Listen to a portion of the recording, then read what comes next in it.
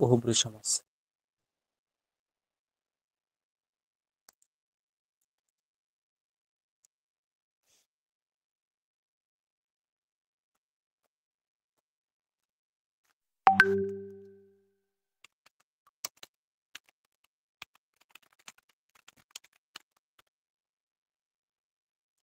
স্মৃতি দেখো তো কে বলছে জয়েন হতে পারছে না। স্মৃতি আছো? হ্যাঁ স্যার, কিন্তু কেউ তো আর একবার করতে বলি না। ট্রাই করতে বলে চলে আসবে।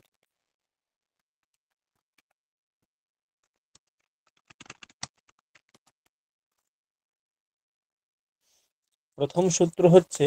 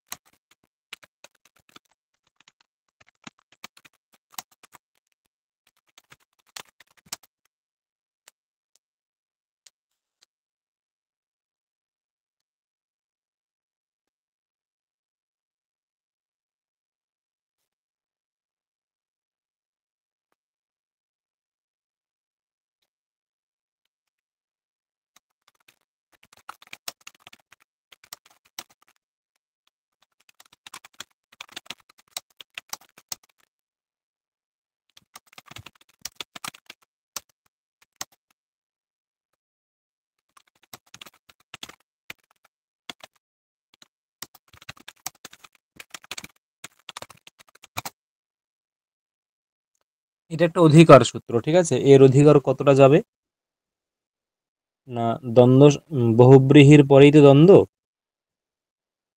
বহুব্রীহির পরেই দ্বন্দ্ব, অতএব দ্বন্দ্ব সমাসের যে চার্থে দ্বন্দ্ব আছে সেই চার্থে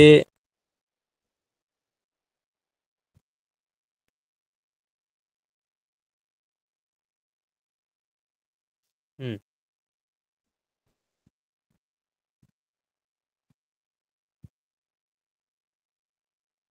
চার্থে দ্বন্দ্ব ওর আগে পর্যন্ত এই সূত্রে অধিকার যাবে, ঠিক আছে। ওই চার্থে দ্বন্দ্বের আগে পর্যন্ত এই হচ্ছে সূত্রের অধিকার।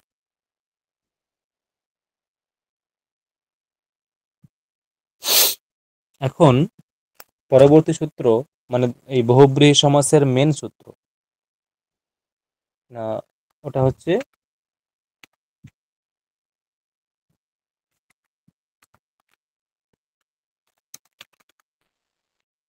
অনেকম অন্য পদার্থে। এটা হচ্ছে মেন সূত্র বহুব্রীহি সমাসে। না, এর অর্থ কি? সূত্রার্থ হচ্ছে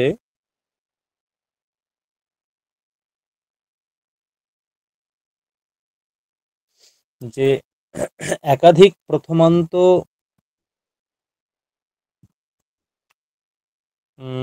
এখানে যদি অন্য পদের অর্থ প্রধান হয় তাহলে একাধিক প্রথমান্ত পদ দ্বারা বিহিত সমাসকে বলে বহুব্রীহি সমাস। যদি অন্য পদের অর্থ প্রধান হয়, আমরা বহুব্রীহি সমাসের লক্ষণ কি পড়েছিলাম মনে আছে? প্রায়ণ অন্য পদার্থ প্রধান হয়। প্রায়ণ অন্য পদার্থ প্রধান, অন্য পদার্থ প্রধান অর্থাৎ যেখানে অন্য পদার্থটা প্রধান হয় সেখানে বহুব্রীহি সমাস হয়। অন্য পদার্থ প্রধান বলতে কি রকম না, সমাসে যেগুলো সমস্যমান পদ,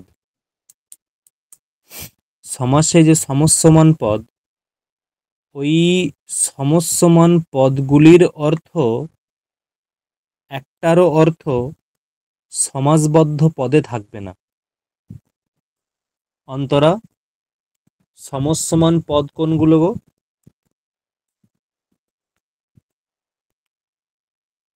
অন্তরা আছো? সমস্যমান পদ বলতে কি বোঝায়?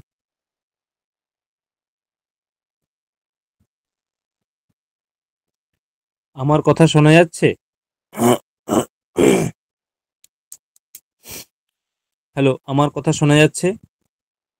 হ্যাঁ হ্যাঁ স্যার। দাদা। অন্তরা কি শুনতে পাচ্ছে না? আচ্ছা, যাই হোক, সুকন্যা, সমস্যমান পদ বলতে কি বোঝায়?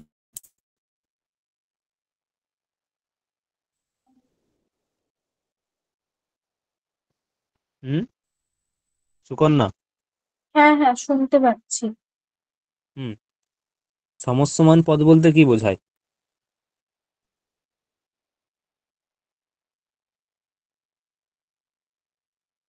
কি বলতে পারে?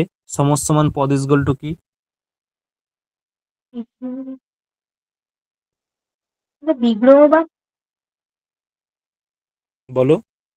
বিগ্রহ বাক্য। না, বিগ্রহ বাক্য অ্যাকচুয়ালি নয়। আহ, বিগ্রহ বাক্যে স্থিত যে পদগুলো রয়েছে সেগুলোকে সমান পদ বলে। একদম। বিগ্রহ বাক্যে যে পদগুলো আমরা পাই, আচ্ছা স্ক্রিন দেখা যাচ্ছে? হ্যাঁ দেখা যাচ্ছে। হুম, বিগ্রহ বাক্যে যে পদগুলো আমরা পাই সেইগুলোকে বলা হচ্ছে যে সমস্যমান পদ। যেমন ধরো রাজপুরুষঃ। সুকন্যা, এর বিগ্রহ কি হবে? রাজপুরুষঃ এর বিগ্রহ রাজপুরুষঃ। রা- এই পদে আহ, বলো। রাব্য পুরুষ। রাব্যহ পুরুষ। রাজ্ঞঃ পুরুষঃ। হুম। রাজ্ঞঃ পুরুষঃ। তাহলে এই যে বিগ্রহ বাক্য, এটা তো বিগ্রহ বাক্য, তো রাজ্ঞ পুরুষঃ বিগ্রহ বাক্য হয় কিনা? হ্যাঁ। তাহলে এই বিগ্রহ বাক্যে কি কি পদ আছে বলতো? একটা পূর্বপদ একটা উত্তরপদ। সেগুলো কি? পূর্বপদটা রাব্য আর হুম, উত্তরপদটা পুরুষ। পুরুষ। এই দুটো পদ হচ্ছে সমস্যমান পদ। কি বললাম বোঝা গেল? হ্যাঁ। এই দুটো পদ হলো সমস্যমান পদ। তাহলে কি বললাম, মানে বিগ্রহ বাক্যে যে পদগুলো থাকে সেইগুলোকে বলা হয় সমস্যমান পদ। সমস্যমান পদ মানে কি? মানে যে পদগুলোকে নিয়ে সমাস করা হচ্ছে সেইগুলোই সমস্যমান পদ, নাথিং এলস। যে পদগুলোকে নিয়ে সমাস করা হচ্ছে সেইগুলোই হলো সমস্যমান পদ, এর থেকে অন্য কিছু নয়। তাহলে রাজপুরুষ এখানে কোন পদগুলোকে নিয়ে সমাস করা হচ্ছে? রাজ্ঞঃ আর পুরুষঃ, এইগুলো হলো সমাসবদ্ধ পদ, মানে এইগুলো হচ্ছে সমাস পদ। ঠিক আছে, ক্লিয়ার? হুম, তাহলে কি বলা হলো, যদি অন্য পদের অর্থ প্রধান হয় তাহলে একাধিক প্রথমান্ত পদ দ্বারা বিহিত সমাসকে বলা হয় দ্বিতীয় সমাস। অন্য পদের অর্থ প্রধান হবে, উদাহরণ কি হবে? তোমরা একটা প্রসিদ্ধ উদাহরণ জানো কিরকম, যে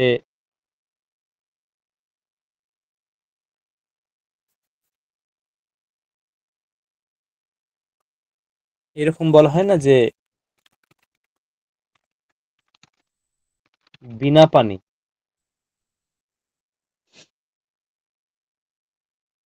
বিনা পানি এর অর্থ কি? বিনা পানি শব্দের অর্থ কি?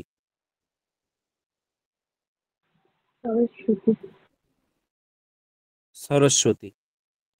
বিনা পানি শব্দের অর্থ হচ্ছে সরস্বতী, কিন্তু এর বিগ্রহ দেখো কিরকম বিগ্রহ হবে। না, কি বিগ্রহ হবে? বিনা পানু যশস্যা। বিনা পানৌ যস্যাহ সা। বিনা পানি, এটা হলো তো। তাহলে দেখো এখানে সমস্যমান পদ কি কি? এখানে সমস্যমান পদ কি কি? বিনা পানু যশা না না, এই চারটে নয়, মেন পদ হচ্ছে, দেখো তোমাকে সমস্যমান পদ চয়ন করতে হবে আবার এই সমস্ত পদকে দেখে। সমস্ত পদে কি কি আছে? বিনা আর পানি। তাহলে এটা তার মানে বিনা তোমার, পানু হবে। হ্যাঁ এই দুটো হবে। এই যস্যা হা সা, এদের এটা হচ্ছে অর্থ নিরূপণের জন্য গ্রহণ করা হয়েছে, অর্থ নিরূপণের জন্য গ্রহণ করা হয়েছে, ঠিক আছে। কিন্তু মেইন সমস্যমান পদ হচ্ছে বিনা পানৌ, এই দুটো। তাহলে দেখো বিনা শব্দের অর্থ কি? বিনা শব্দের অর্থ কি? একটা বাদ্যযন্ত্র। বাদ্যযন্ত্র। আর পানৌ শব্দের অর্থ কি? দুটি হাত।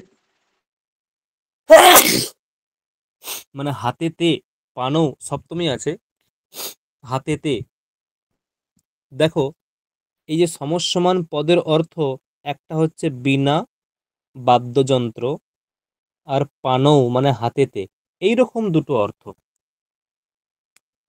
দুটো অর্থ এই রকম, ঠিক আছে। কিন্তু যেটা আমরা সমস্যমান যে সমাজবদ্ধ পদটা পাচ্ছি, আমরা যে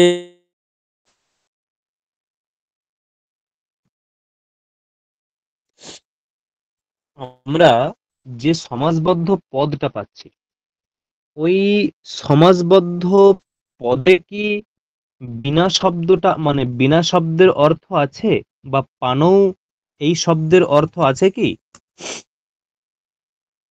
কি বললাম, বোঝা গেল না? বোঝা গেল না, আবারও বলছি, যে এই যে সমস্যমান পদের একটার অর্থ বাদ্যযন্ত্র, একটার অর্থ হাতেতে, আর এই যে সমাজবদ্ধ পদ বিনা পানি, আমার বক্তব্য, এই বিনা পানি শব্দের মধ্যে এই বিনা শব্দের অর্থ আছে, হ্যাঁ কি না?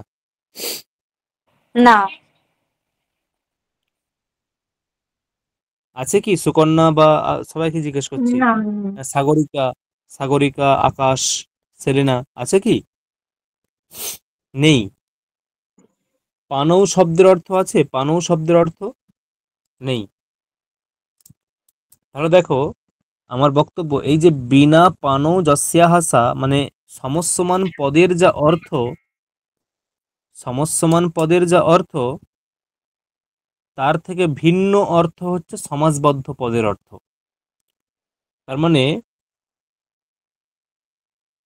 যদি অন্য পদের অর্থ প্রধান হয়, অন্য পদের অর্থ প্রধান হয় মানে কি, এই যে বিনা পানি, এটা অন্য অর্থ, মানে এখানে না বিনা শব্দের অর্থ আছে, না পানৌ শব্দের অর্থ আছে, কোনো অর্থই এখানে নেই, কোনো অর্থই এখানে নেই। তাই বিনা পানৌ যস্যাহা সা, এইরূপ অর্থ বললে কি হবে না, এটা এখানে ওই বহুব্রী সমাস হবে, কারণ না এখানে অন্য অর্থের অর্থ প্রধান পাচ্ছে, প্রধান হচ্ছে। বিনা পানৌ যস্যাহা সা, বিনা পানি, এই হচ্ছে অর্থ। যদি অন্য যদি অন্য পদের অর্থ প্রধান হয়, তাহলে একাধিক প্রথমান্ত পদ দ্বারা বিহিত সমাসকে বহুব্রী সমাস বলে।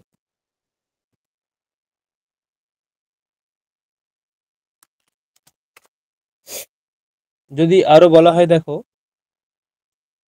এখানে, এখানে কিছু কিছু নিয়ম আছে, ঠিক আছে। নিয়ম বলতে কিরকম,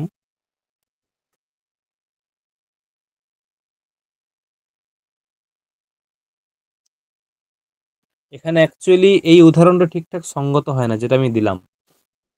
কারণ এখানে দেখো কেন সঙ্গত হয় না, যে একাধিক প্রথমান্ত পদ দ্বারা বিহিত, একাধিক প্রথমান্ত পদ, এখানে কি প্রথমান্ত পদ আছে? বিনা একটা আছে, পানৌ এটা কি প্রথমান্ত পদ? না পানৌ এটা কি? তাহলে এখানে কিন্তু এটা ঠিকঠাক সঙ্গত হলো না উদাহরণটা। কিন্তু বহুব্রী সমাসের উদাহরণ এটা পরে বলছি, এটা নিশ্চিত বহুব্রী সমাসের উদাহরণ, কিন্তু এর উদাহরণ হচ্ছে আহ বলছি, তার আগে কিছু লিখি এখানে আমি, যে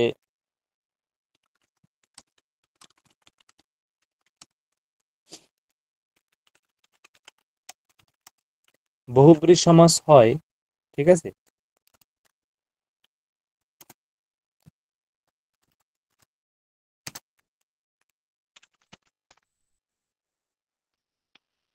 প্রথমান্ত পদের দ্বারা।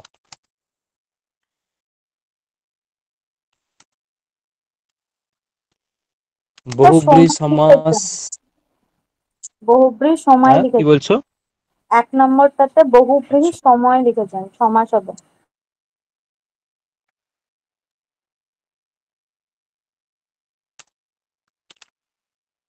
প্রথমা ভিন্ন অন্য বিভক্তির অর্থে, এই দুটো পয়েন্ট মাথায় রাখতে হবে।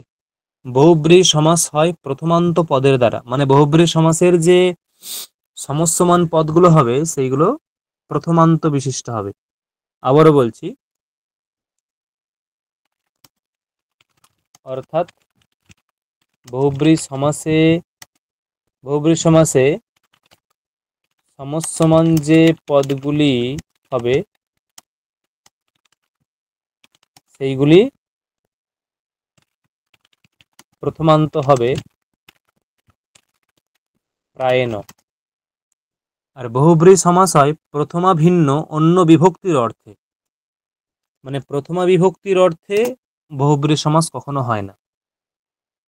প্রথমা বিভক্তির অর্থে বহুব্রী সমাস কখনো হয় না, কিন্তু বহুব্রী সমাস হয় প্রথমান্ত পদের দ্বারা, অর্থাৎ বহুব্রী সমাসে সমস্যমান পদগুলি হয় প্রথমান্ত। উদাহরণ 1, প্রাপ্তম উদকম ইয়ম স প্রাপ্তোদকঃ গ্রামঃ। প্রাপ্তম উদকম ইয়ম সহ প্রাপ্তোদক গ্রামঃ।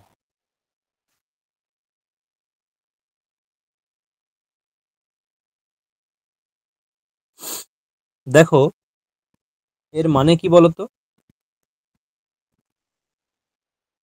মানে উদক জল প্রাপ্ত হয়েছে যাকে, মানে উদক, ঠিক আছে,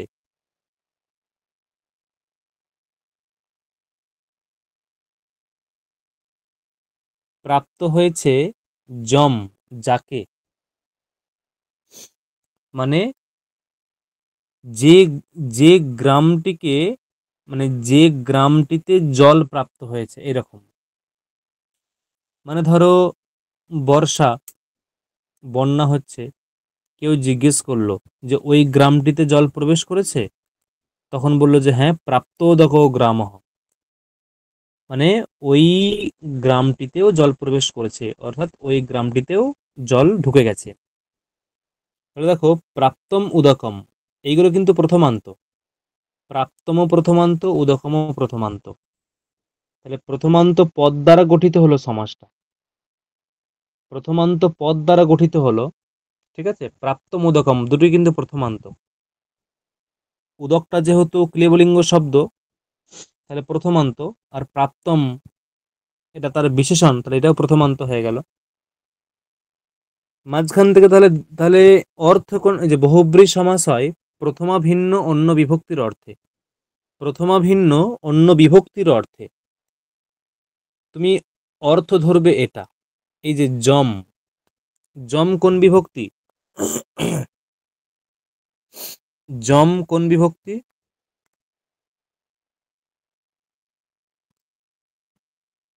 যম কোন বিভক্তি? যম তৃতীয়। আবার বলো, কি বললে? তৃতীয়।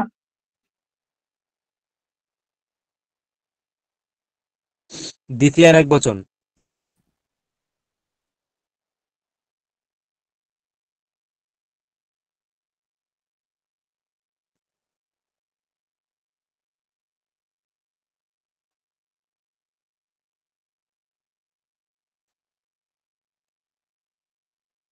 দ্বিতীয়ার এক বচন, তাহলে আহ ওইটা হচ্ছে অর্থ, যমটা হচ্ছে অর্থ, মানে এখানে দ্বিতীয়ার অর্থে দ্বিতীয়া বিভক্তির অর্থে বহুব্রী সমাসটা হয়েছে।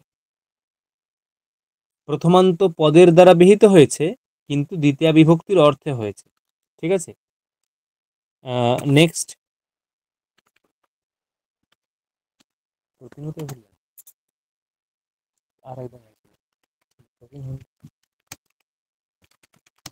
কি মনে করা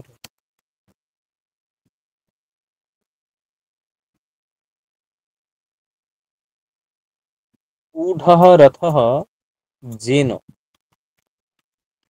ঊঢ়রথः, এরকম। দেখো এখানে সমস্যমান পদ কি আছে, এখানে সমস্যমান পদ কি আছে? ঊর্ধ্ব রথ। দেখো দুটোই প্রথমান্ত, হ্যাঁ কি না? দুটোই প্রথমান্ত, হ্যাঁ কি না? দুটোই প্রথমান্ত, কিন্তু এটা কোন বিভক্তির অর্থে হয়েছে?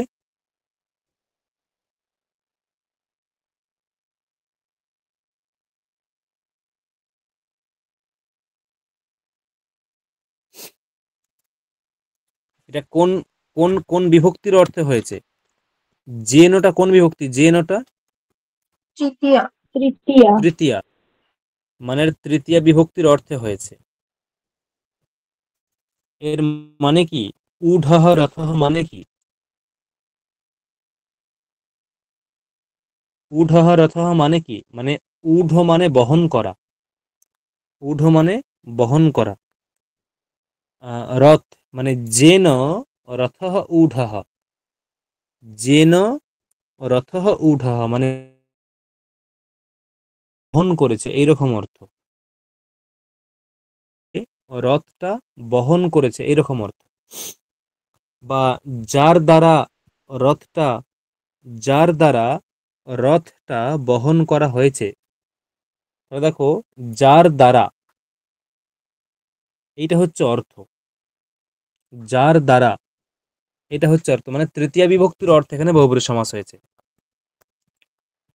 তৃতীয় বিভক্তির অর্থে বহুব্রী সমাস হয়েছে। ঠিক আছে, 3 নম্বর কি দেখো, বলা হচ্ছে যে তাহলে ঊর্ধ্বরথ শব্দের অর্থ সারথি হবে নাকি ঘোড়া হবে?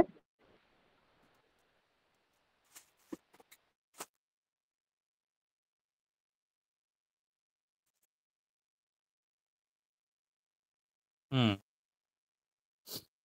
না, কে হবে?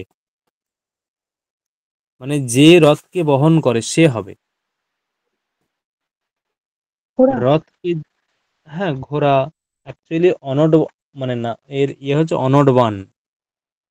অনডবান কি বলা হয়? অনডবান, অনডবান হচ্ছে মানে ষাঁড় গরুকে বলা হয় অনডবান। ষাঁড় গরু বুঝে তো, তাকে বলা হয় হ্যাঁ। এই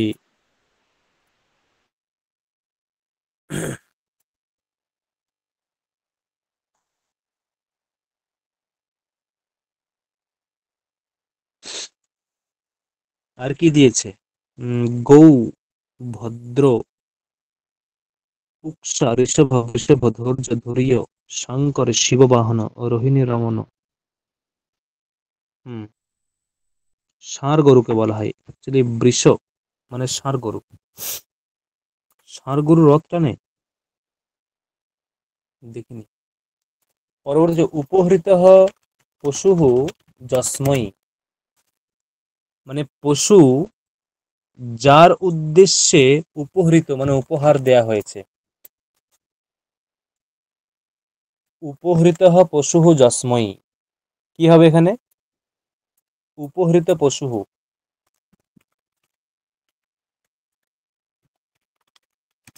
দেখো উপহৃতঃ পশুঃ যস্মৈ, এখানে উপহৃত এবং পশু এই দুটো সমস্যমান পদ, এবং সেই সমস্যমান পদ দুটো কিন্তু প্রথমাতে আছে, আর যস্মৈ এটা চতুর্থীতে আছে।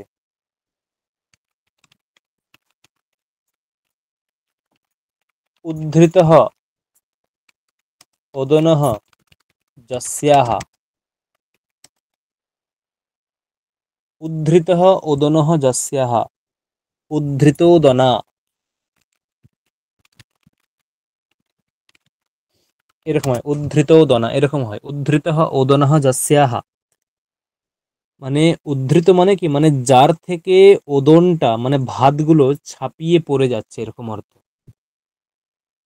যস্যাহ মানে যার থেকে, ধরো হাঁড়িতে ভাত হচ্ছে, বেশি জল দেওয়া হয়ে যায় না, জল দিলে জল চাল সব ফুটে ফুটে পড়ে যায় মাঝে মাঝে, এরকম দেখেছি আমাদের রান্না হওয়ার সময়, ঠিক আছে। তা ওই বেশি জল দেওয়া হয়ে গেলে তখন চাল জল সব ফুটতে ফুটতে পড়ে, তাহলে উদ্ধৃত ওদনঃ যস্যাহ, যস্যাহ মানে যার থেকে, ওই পাত্র মানে যস্যাহ, এটা একটা অ্যাডজেক্টিভ, পাত্র বা স্থালী, স্থালীর বিশেষণ, স্থালী মানে যস্যাহ স্থল্যাহ, যে স্থালীর থেকে ওদন উদ্ধৃত হয়, মানে ওদনটা ছাপিয়ে পড়ে যায়, উপচে উপচে পড়ে যায়, সেটা উদ্ধৃত ওদনা স্থালী। এখানে দেখো উদ্ধৃত ওদনঃ প্রথমান্ত, কিন্তু সেই যস্যাহ এটা কিন্তু কি হয়েছে না, এটা হয়ে গেছে এখানে পঞ্চমী, মানে পঞ্চমীর অর্থে উদ্ধৃত ওদনা।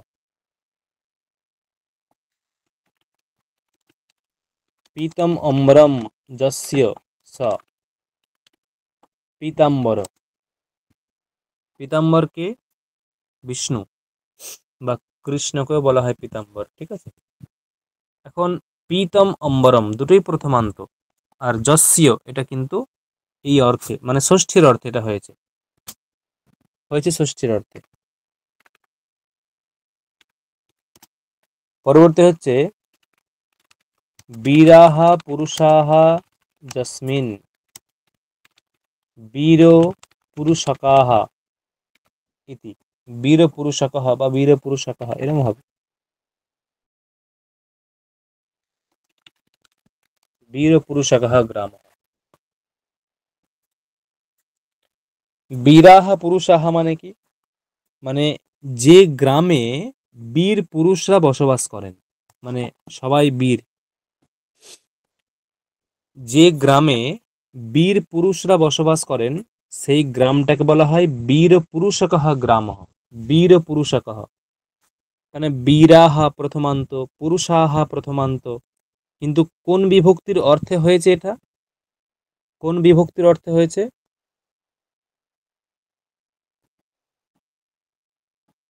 বীর পুরুষকাহা গ্রামাহা কোন বিভক্তির অর্থে হয়েছে, বীরাহা পুরুষাহা বা বীর পুরুষক গ্রাম, এই সমাসটা কোন বিভক্তির অর্থে হয়েছে? হ্যালো, আমার কথা শোনা যাচ্ছে? হ্যাঁ স্যার, শোনা যাচ্ছে। কোন বিভক্তির অর্থে হয়েছে? সপ্তমী সপ্তম, বিভক্তি। সপ্তম। হুম, তুমির অর্থে হয়েছে, ঠিক আছে।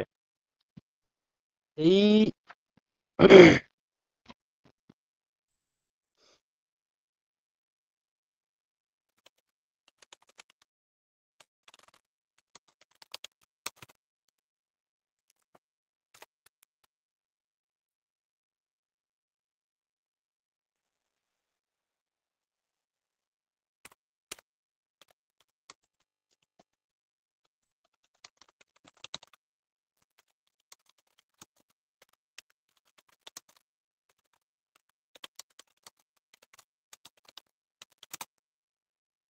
মানে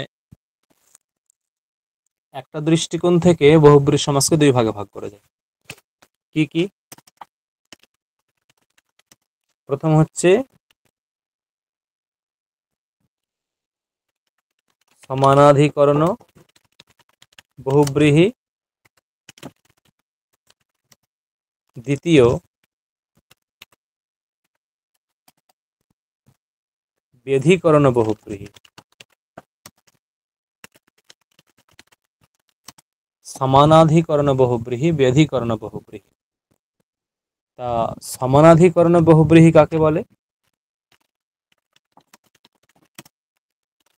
যে বহুব্রীহি সমাসে সমসমান পদগুলি সমান বিভক্তিযুক্ত হয় তাকে বলে সমানাধিকরণ বহুব্রীহি। তাহলে বলো তো, এই যে আমরা যে এতক্ষণ 6টা উদাহরণ দেখালাম এগুলো কিসের মধ্যে যাবে, সমানাধিকরণ না ব্যধিকরণ? সমানাধিকরণ। সমানাধিকরণে। প্রত্যেকটাই কিন্তু সমানাধিকরণে যাবে। কারণ এই যে আমরা 6টা উদাহরণ আমরা দেখালাম এখানে, সেই 6টা উদাহরণে কিন্তু এই 6টা উদাহরণে যে সমস্যমান পদগুলো আছে প্রত্যেকটাই কিন্তু আমাদের কিরকম, প্রত্যেকটাই সমান বিভক্তিযুক্ত। ঊঢ়ः রথः, উপহৃতः পশুः, উদ্ধৃতः ওদনः, পীতম অম্বরম, বীরাः পুরুষাः। ঠিক আছে, এই সমস্ত পদগুলোই এখানে সমানাধিকরণ। এখানে অধিকরণ পদের অর্থ কি? সমানাধিকরণ বলা হয়েছে, অধিকরণ পদের অর্থ কি? হুম হুম মানে বিভক্তি গুলোকে কি অধিকরণ বলা হচ্ছে? হুম এখানে অধিকরণ পদের অর্থ হচ্ছে বিভক্তি। বিনা পানিটা ব্যাধিকরণে হবে মাত্র। হুম একদমই তাই, বিনা পানিটা বেধিকরণে যাবে। তাহলে সমানাধিকরণ এবং বেধিকরণ অধিকরণ পদের দ্বারা কিন্তু বিভক্তিকে নির্দেশ করছে। ঠিক আছে, মাথায় রাখ।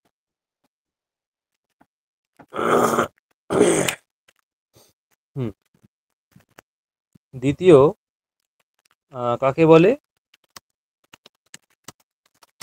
যে বহুব্রীহি সমাসে সমসমান পদগুলি সমান বিভক্তিযুক্ত হয় না, তাকে বলে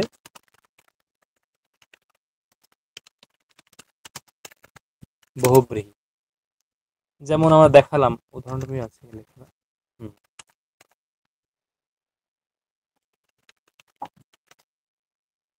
বিনা পানো যস্যা হাসা, এটা এটা একটা হয়। ঠিক আছে,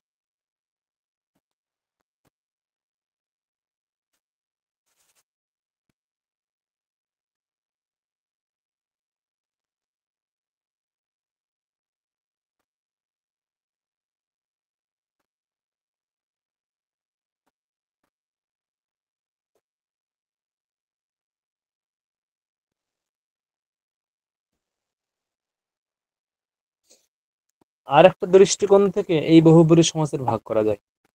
ঠিক আছে,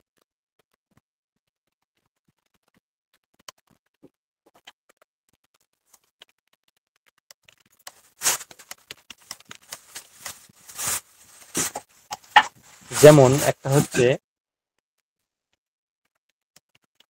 তদ্গুণ সংবিজ্ঞান বহুব্রীহি, অতদ্গুণ সংবিজ্ঞান বহুব্রীহি।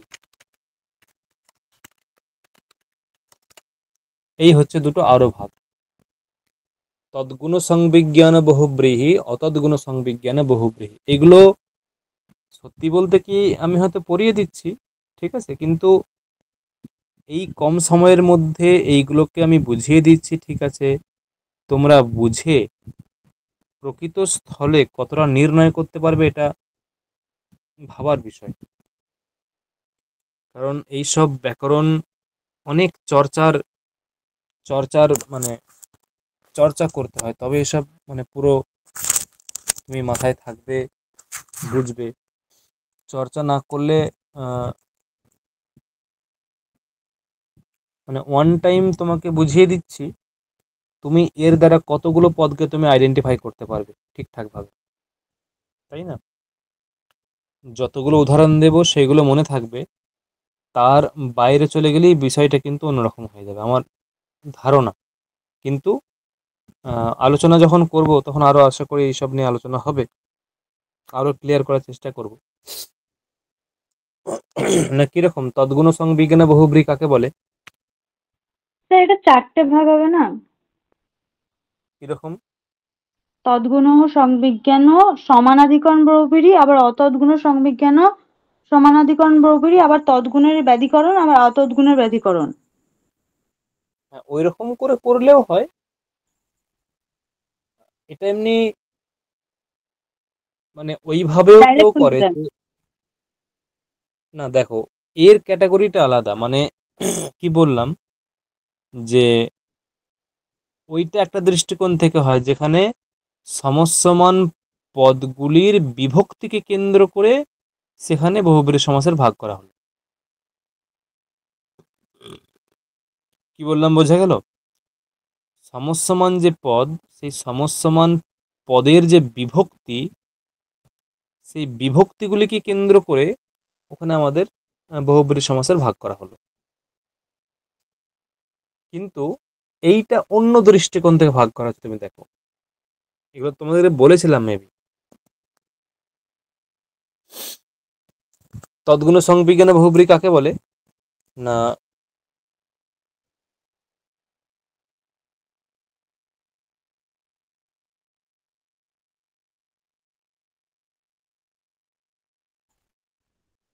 যেখানে সমসমান পদগুলো ক্রিয়ার সঙ্গে উন্নীত হয়। না, একটু আমি অন্যরকম বলবো, ঠিক আছে? ওটা আছে, ওটা ওটা ওটা একটু কঠিন একটু বিষয়টা।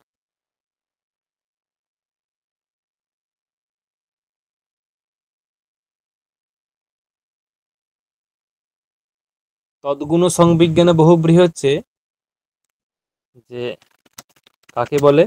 না, সমস্যমান পদার্থগুলির অর্থ যদি সমাসবদ্ধ পদে বর্তমান থাকে তাকে বলে তদ্গুণ সংবিজ্ঞান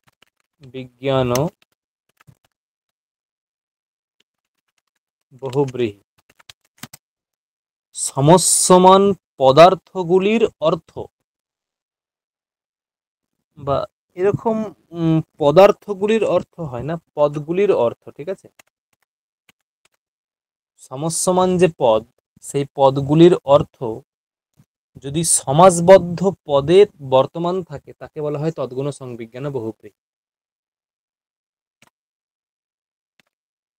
যেমন উদাহরণ,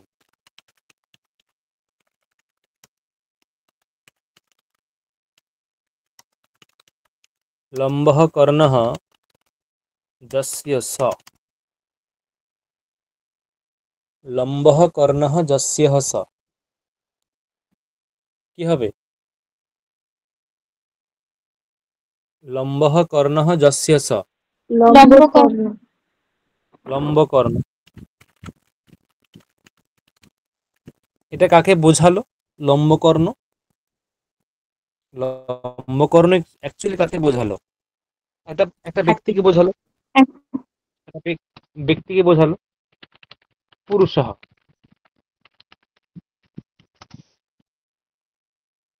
লম্বকর্ণঃ পুরুষঃ, তাই তো? এরকম বোঝালো। তাহলে দেখো, এই যে সমাসবদ্ধ যে পদ লম্বকর্ণ, এই পদের দ্বারা যাকে বোঝাচ্ছে মানে পুরুষ, সেই পুরুষের মধ্যে সমস্যমান যে পদ লম্ব এবং কর্ণ, সমস্যমান পদ, আর এই সমস্যমান পদের যে অর্থ মানে লম্বা, দীর্ঘ আর কর্ণ মানে কান, এইগুলো সমাসবদ্ধ পদের দ্বারা যাকে বোঝাচ্ছে পুরুষ, তার মধ্যে আছে হ্যাঁ কিনা ভেবে দেখো। বোঝা গেল হ্যাঁ কিনা?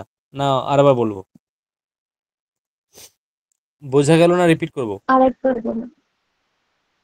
হুম, দেখো, সমাসবদ্ধ পদ কোনটা সেলি? সমাসবদ্ধ পদ কোনটা? লম্বকর্ণ। লম্বকর্ণ। এর দ্বারা বোঝাচ্ছে কাকে? এই লম্বা কান বিশিষ্ট কাউকে বোঝাচ্ছে, মানে না ব্যক্তি, অন্য কাউকে? বুঝতে কমন পারছেন? হ্যাঁ। ব্যক্তি বোঝাচ্ছে। তাহলে Lambakarna is equal to Lambakarna পুরুষ। Lambakarna is equal to Lambakarna পুরুষ। তাহলে ওই পুরুষের মধ্যে কি থাকবে? আমার যে সমস্যমান পদ কোনগুলো? সমসমান পদ কি কি? লম্ব এবং লম্ব এবং কর্ণ। তাহলে এগুলো হচ্ছে পদ। এদের অর্থ কি কি? একটা দীর্ঘ কান, এটা হচ্ছে অর্থ, তাই তো? হ্যাঁ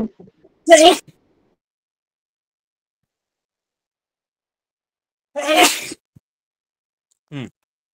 লম্ব কর্ণ, লম্ব আর কর্ণ এগুলো সমসমান পদ। এদের অর্থ কি? একটা লম্বা আর কর্ণ মানে কান। লম্বা আর কান, এই যে এই দুটো বস্তু ওই পুরুষের মধ্যে আছে, হ্যাঁ কিনা? স্ক্রিন পুরুষের দেখতে আর পাচ্ছি না। হ্যাঁ হ্যাঁ, পুরুষের মধ্যে আছে, হ্যাঁ কিনা? আছে এই তো। স্ক্রিনটা দেখতে পাচ্ছিলাম না।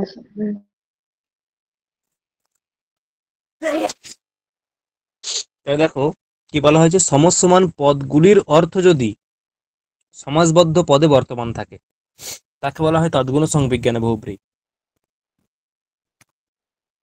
ধরো বললাম যে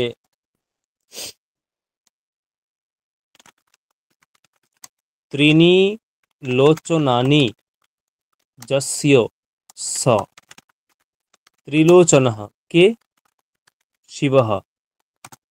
তাহলে এই যে শিবের মধ্যে ত্রিলোচনঃ ইজ ইকুয়াল টু শিব, মানে শিবেরই অপর নাম ত্রিলোচন। ত্রিলোচন যিনি শিব, সেই তার মধ্যে ত্রিণী লোচনানি, তিনটে লোচন আছে, হ্যাঁ কিনা? হ্যাঁ আছে। আছে। তাহলে দেখো সমসমান পদগুলির যে অর্থ, সেই অর্থটা সমাসবদ্ধ পদের মধ্যে বিদ্যমান, তাই কে বলে তদ্গুণ সংবিজ্ঞানে বহুব্রী। স্মৃতি গেছে? হ্যাঁ স্যার।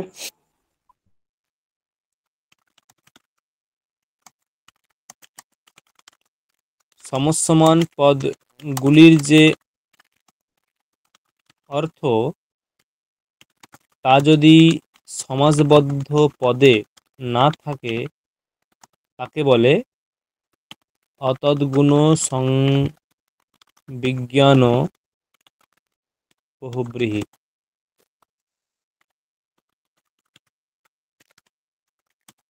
উদাহরণ কি?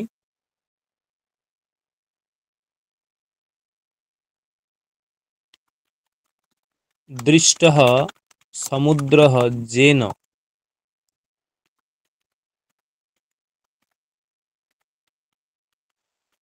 দৃষ্ট সমুদ্রः বালকः। মানে যেন সমুদ্রः দৃষ্টः, যেন মানে যার দ্বারা সমুদ্র দেখা হয়েছে, দৃষ্ট হয়েছে।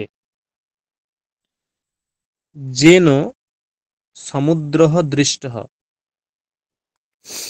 মানে যে সমুদ্র দেখেছে, এরকম অর্থ। যে সমুদ্র দেখেছে, এরকম অর্থ, ঠিক আছে? যেন সমুদ্রः দৃষ্টः। তাহলে দেখো মানে দৃষ্টः সমুদ্রः যেনঃ, যেন ইজ ইকুয়াল টু দৃষ্ট সমুদ্রः, এটা সমাসবদ্ধ পদ। দৃষ্ট সমুদ্র সমাসবদ্ধ পদ। দৃষ্ট সমুদ্র পদের দ্বারা কাকে বোঝাচ্ছে? একটা বালককে বোঝাচ্ছে বা কোনো পুরুষকে বোঝাবে। দৃষ্ট সমুদ্র মানে যে সমুদ্র দেখেছে, একটা বালক বা পুরুষ দেখেছে। তাহলে সেই পুরুষের মধ্যে কি সমুদ্রটা আছে? ওই পুরুষের মধ্যে কি সমুদ্রটা আছে, হ্যাঁ কিনা? না। না না। তার মানে সমাসবদ্ধ পদ, সমাসবদ্ধ যে পদ দৃষ্ট সমুদ্র মানে বালক, সেই বালকের মধ্যে বা পুরুষের মধ্যে যদি সমসমান পদের যে অর্থ, সমসমান পদ কি? সমুদ্র। সমুদ্র এর অর্থ কি? বিশাল জলাশয়। সেই জলাশয়টা কি বালকের মধ্যে ঢুকে গেছে, আছে? না, এটা তো হতে পারে না। তাহলে অতএব এটা হচ্ছে অতদ্গুণ সংবিজ্ঞানে বহুব্রীহি। এটা অতদ্গুণ সংবিজ্ঞানে বহুব্রীহি। ধরে এরকম বলা হলো,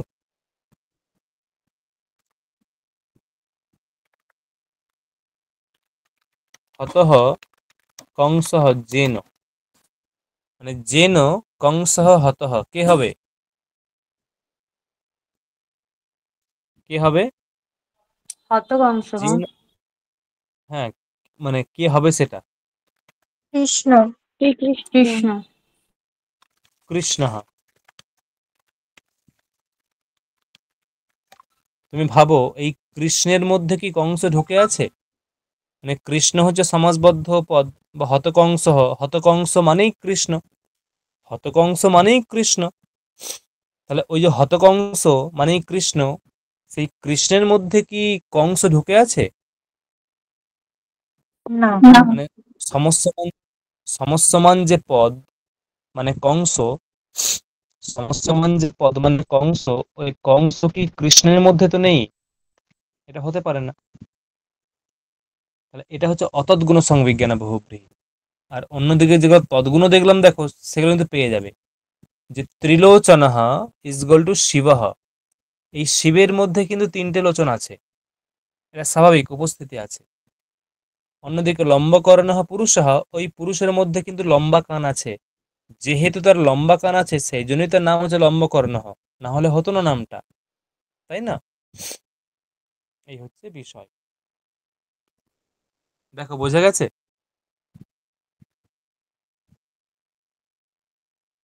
হ্যাঁ স্যার। হ্যাঁ।